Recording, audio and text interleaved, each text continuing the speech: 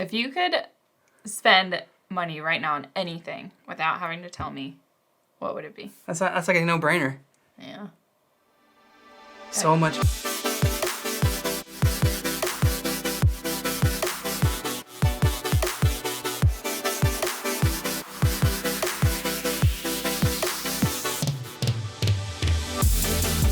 What's up, guys? It's Royce. And Bekah. You're watching our channel, Royce and Bekah, where we talk about marriage and family life.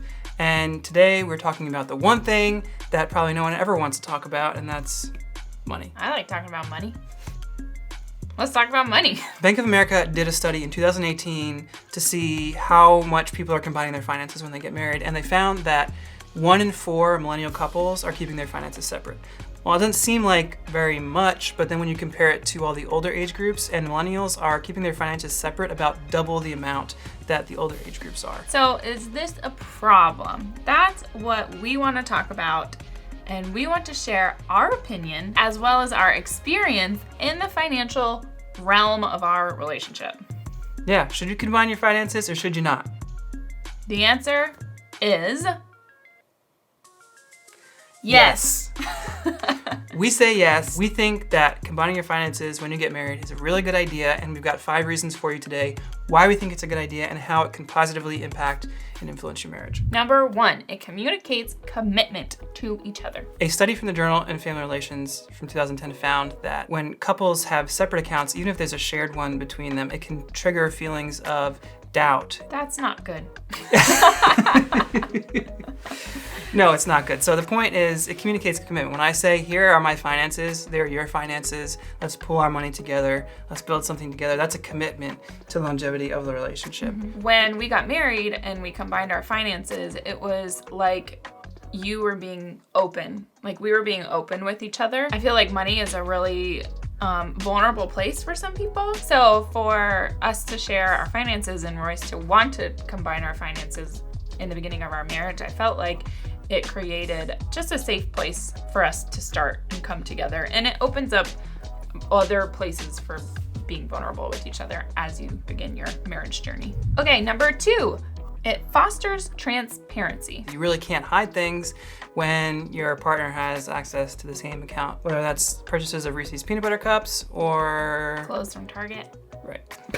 Dave Ramsey, whether you like him or not, he did his own study, and he found that 1 in 3 couples who have problems with money say that they have hid something from their spouse, like a purchase. Don't hide things from your spouse. That's not good. and we're not sitting here saying that we've never done that, because I've done that. Royce probably hasn't because he's better than me. But I definitely have. What purchase have you hid?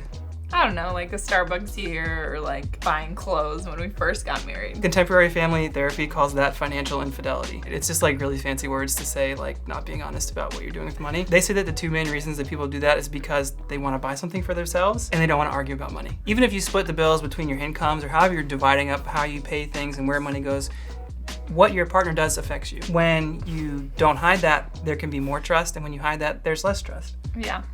And I want to share in our relationship, we just want to be a little vulnerable. I am the one that would tend towards hiding versus Royce, because I just feel like, well, just $5 here, $5 there is not a big deal. But that could probably turn into a really quick slippery slope that can cause other types of little lies in your relationship that go beyond money. And so we've had some discussions about things when I'll buy something and won't tell him, or try and I don't necessarily. I'm like, what is this? I don't necessarily intend. How much was this? I don't try This and. wasn't in the plan. I don't try and hide it. I just don't tell him about it and try and like fit it somewhere in the budget. That's hiding. Okay, so there's my black heart exposed to all of you on YouTube. Right, so the point is, we think you should combine your finances to avoid these kinds of things. And obviously it doesn't avoid it completely because our finances are combined and we still have that issue. No, but I have the accountability of Royce and keeping me a better person than I am. Right, because when I go and look in the budget, I'm like, what is this, $100 at Target? What was it? When was this? I don't spend $100 at Target. And I was just exaggerating, but that would, that something like that could happen and has happened. Yeah. All right, so that brings us to number 3. It builds a team mentality. Right, research has shown that when you share your finances with your spouse, you have a happier relationship. The flip side of this is your relationship might be happier, but it will take more work. Oh, yeah. Combining your finances is not for the faint of heart. It's a harder route, but like anything else in marriage, like when you go through those really hard things, you have a better relationship. Yeah. Because when you get married, you want to be on a team. Right. And when one thing, combining your finances, you're on a team together. Good and bad. We're at this together. We're doing life together. And that's what we chose when we got married. And so combining your finances is going to encourage that team mentality. All right, let's move on to number 4, and that's combining your finances makes paying bills easier. So this is one area where things do get easier because it's all coming out of the same accounts. It's just really practical. I mean, it is. All the money goes into one pot and you spend out of the one pot instead of having money here, money there, whatever. It's just easier. And it fosters that transparency that we were talking about before. Okay, number 5, when you combine your finances as a couple, it helps you reach your financial goals faster. I like reaching goals fast. One practical way this works is like if you have a savings account and instead of having 2 separate savings accounts, you pull all your money in one and you get more interest. Especially if you have a high interest savings account, which we highly recommend. Boom, more interest, boom, more money, boom, goals reached faster. Going to Bora Bora, baby. Speaking of financial dreams, according to Dave Ramsey, healthy couples are twice as likely to talk about financial goals and dreams together. One of our goals together was to get out of car debt as quickly as possible. And I think in the first 2 years of marriage, I paid off my car and we paid off Royce's car. And that was a huge goal for us because I did not want to be in car debt. We are currently saving for a bigger car for me to haul the children around in. What children? I don't know because we only have one. Watch out, baby. Here comes another one. Just kidding. You don't have to put that in there. I'm not pregnant. Just clarify that. Another practical thing about combining your finances is it helps you make better spending decisions. At least according to the Journal of Consumer Psychology, they say that when you pool your finances, you're less likely to make extravagant purchases and more likely to consider the reaction of your partner when you buy something. So like instead of me going out and buying a 55-inch big screen TV or a 70-inch or whatever, which is pretty extravagant, although some might say necessary. When you combine your finances, you have to talk about those things. So Right. If Royce wants to go buy a 55-inch TV, it's not that he couldn't. It's just that considering me is a really healthy thing to do because our money is pulled together and we spend from the same account. Doesn't mean you don't get any discretionary money. Doesn't mean you have to talk about every single purchase. Like for Bekah, we know that she likes to go to Target and just buy like random stuff. She has a budget that's called fun money. So she can use that whenever she wants, however she wants. So if you made it this far, thanks. I want to ask Royce a funny question. If you could spend money right now on anything without having to tell me, what would it be? Video gear, duh. That's like a no-brainer. Guys, every single day of my life, I hear about gear, tech, computers. Okay, so let me ask you. If you could spend the money on anything without having to consult anyone, what would it be? Probably clothes. Clothes and makeup. A trip to Bora Bora.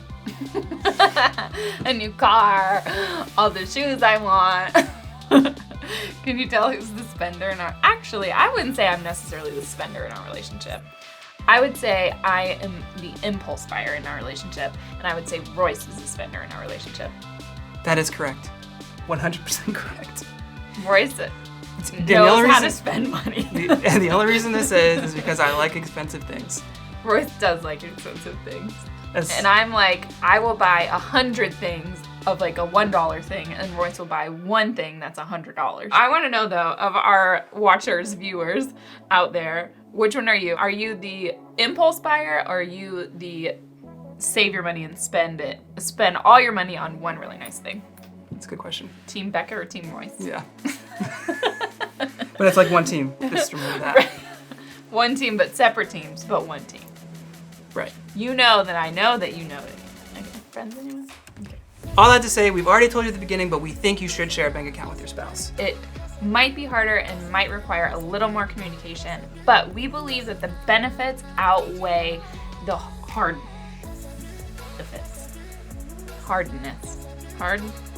The challenges. Challenges. Thank you.